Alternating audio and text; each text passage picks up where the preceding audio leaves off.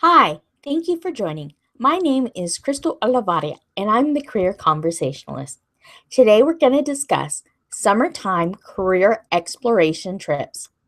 Discover how everyday purchases can expose career opportunities. Learn how weekend getaways provide in depth career exploration, and avoid the number one mistake parents make that turn fun experiences into boring ones. When your child has less academic responsibilities during summer vacation, more time is available for family fun career explorations. However, you do not want to wait till summer vacation to enjoy various fun-filled activities that helps your child explore potential career occupations. For this blog post, I'm going to talk about opportunities in a place least likely to be considered by just about any parent, just to prove what is possible.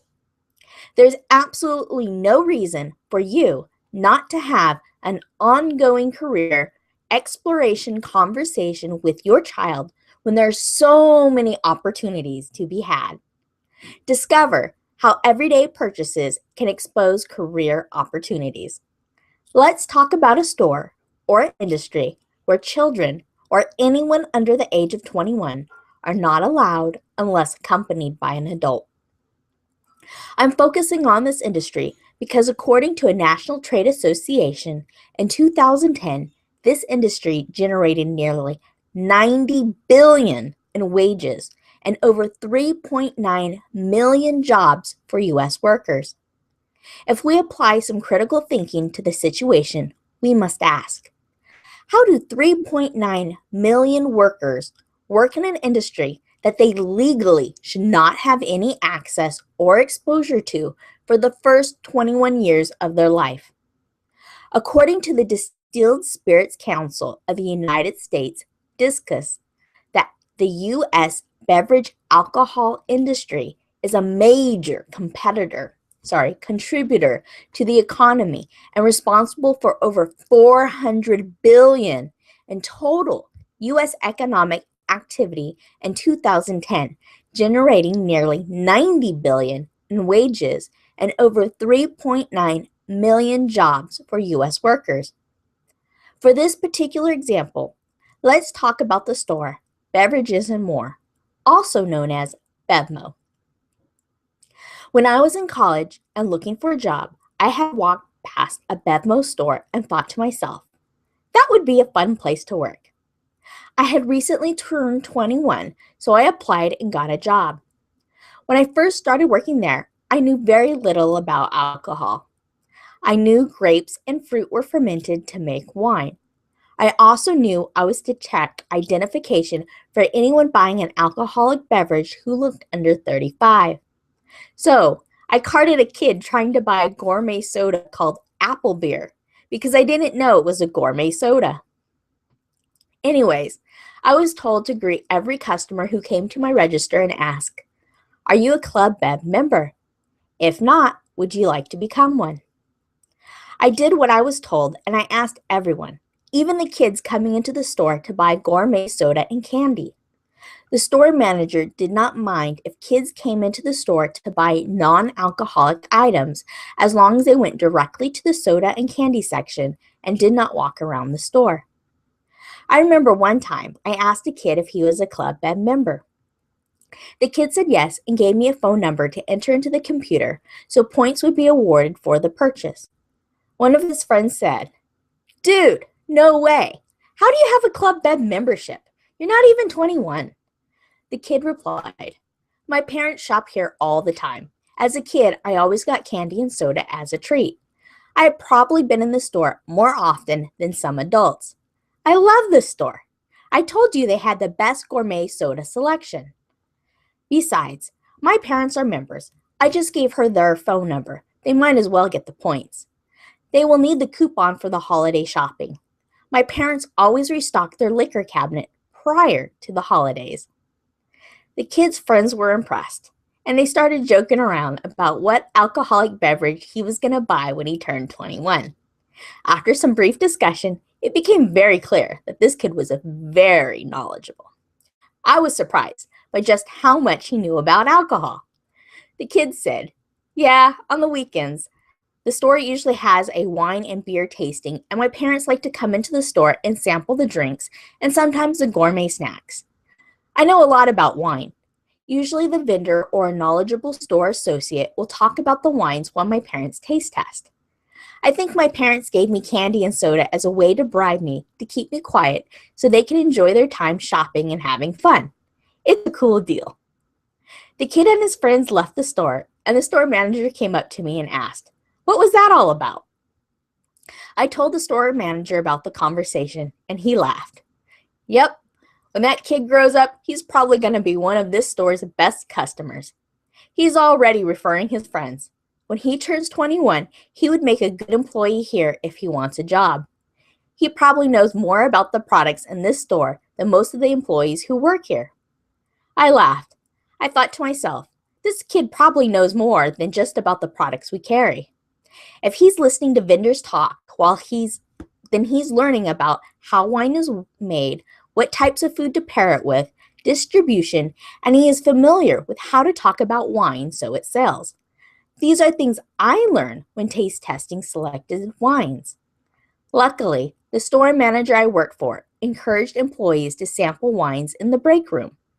The store manager's view was that product sampling increases product knowledge and helps employees converse more confidently about wine when talking to customers. Confident recommendations equates to increased sales.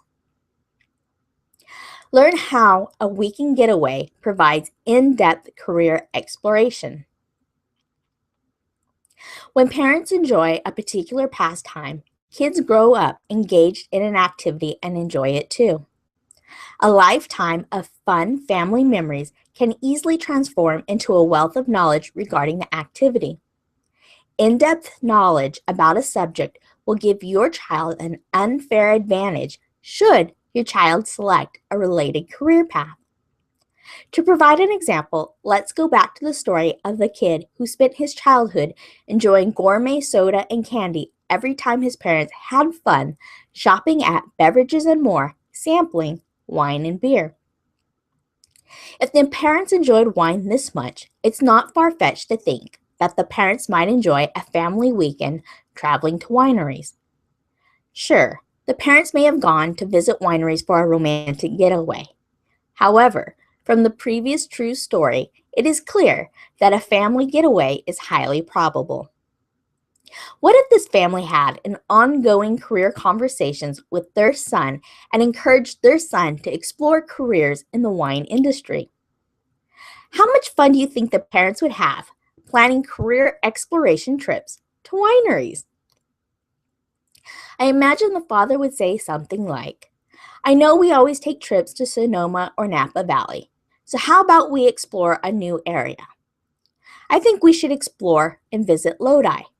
Lodi has over 85 wineries to choose from. We can check out the bike routes and the winery stops. We can enjoy the Mediterranean climate and flat, endless country roads lined with scenic vineyards, orchards, and tranquil pastures." Now, I know what you may be thinking, that visiting wineries for educational purposes may sound more like a vacation than a legitimate career exploration trip. I agree. It is easy to plan a trip and say it's for educational purposes. However, what if there are more advantages than what meets the eye?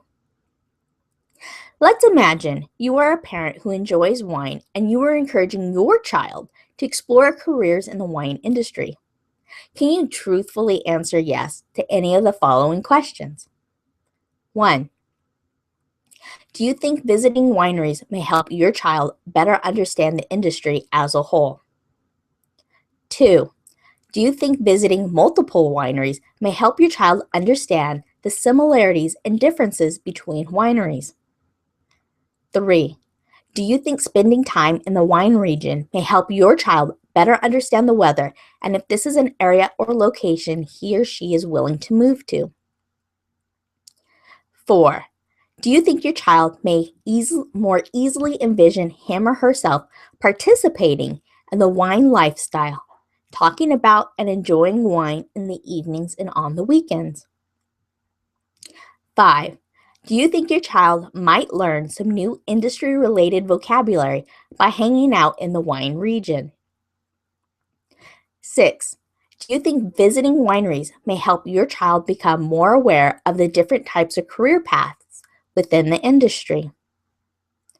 7. Do you think your child may be willing to ask questions while touring wineries? 8. Do you think that using the new industry-related vocabulary your child learned by hanging out in the wine region may help your child formulate better questions? 9. Do you think winemakers might be impressed with the clarity of the questions your child asks? 10. Do you think a few winemakers may be enthusiastic to talk to your child if your child shares that he or she is interested in pursuing a career within their industry? 11. Do you think a few employees may be willing to answer your child's questions, such as, what do you like most about your job? What do you like least? And how did you get started? 12. Do you think that taking tours of wineries may help your child better understand the manufacturing process? 13. Do you think taking tours of winery may help your child better understand the working environment? 14. Do you think visiting wineries, restaurants, and stores that sell wine may help your child become more interested in the distribution process? 15.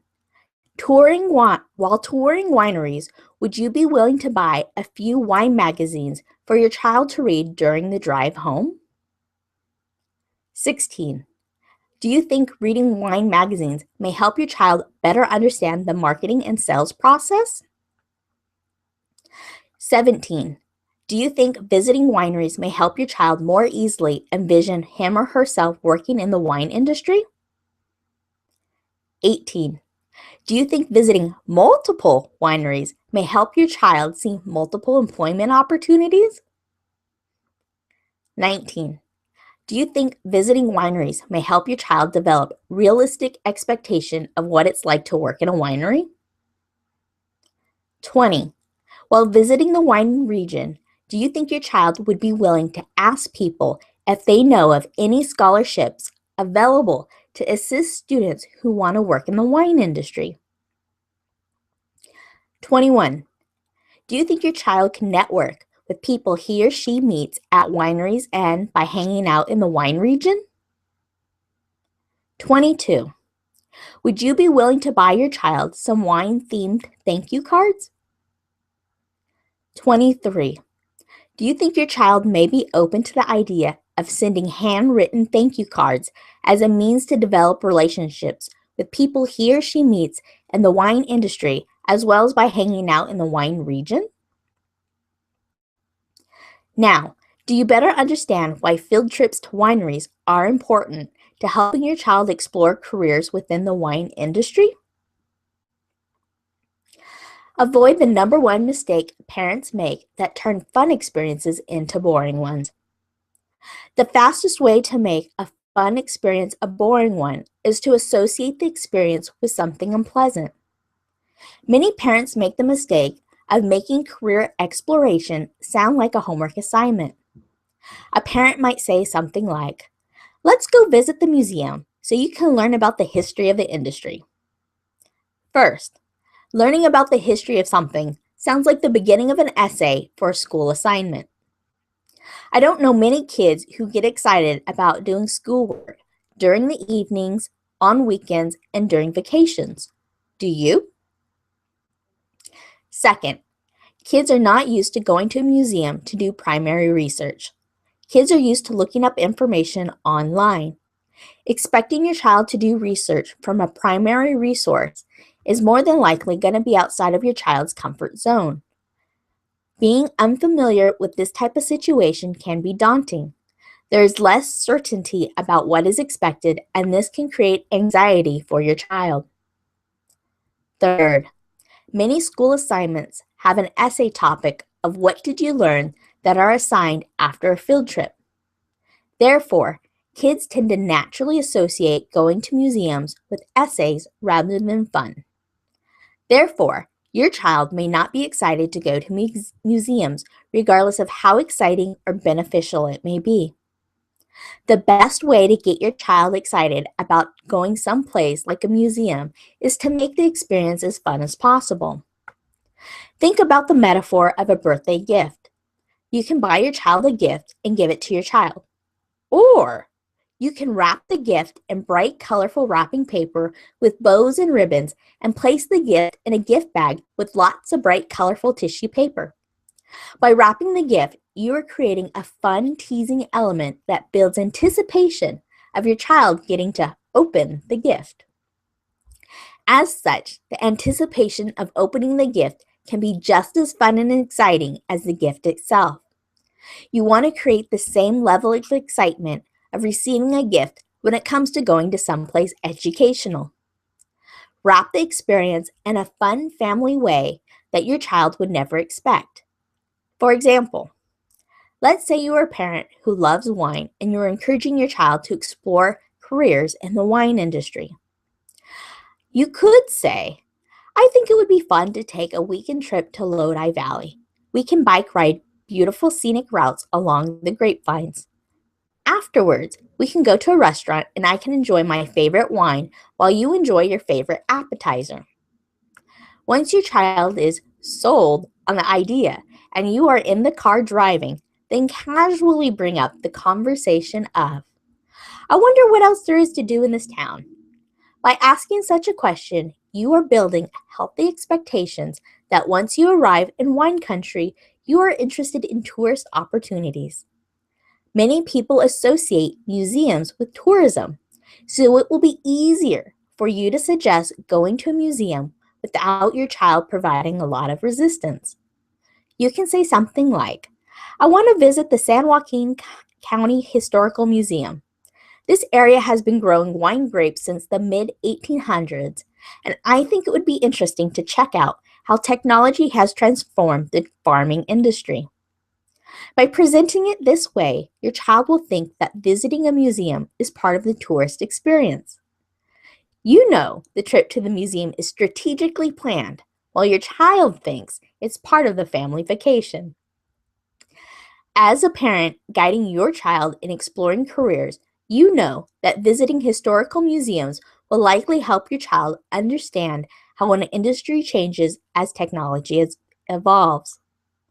Understanding how technology has impacted farming practices, winemaking, and distribution can help your child understand how new technology may impact the future of the wine industry. Furthermore, visiting historical museums can create awareness of how changes in public opinion and changes in law can impact an industry. Museums about the wine industry as well as agriculture can educate your child on pieces of history that may not be mentioned in the school's history books. For example, many school history books mention the Prohibition era, where alcohol became illegal. Many people began to illegally make their own alcohol and sell it. Soon, gangs emerged and they were heavily involved in creating and distributing illegal liquor. Society experienced more violence as gangs fought over territories. While this general information provides an overview to the time period, it is important for your child to understand history more thoroughly as it relates to the industry your child is exploring. Museums curate content on your behalf so you know that by taking your child to a museum, your child is going to be exposed to relevant information.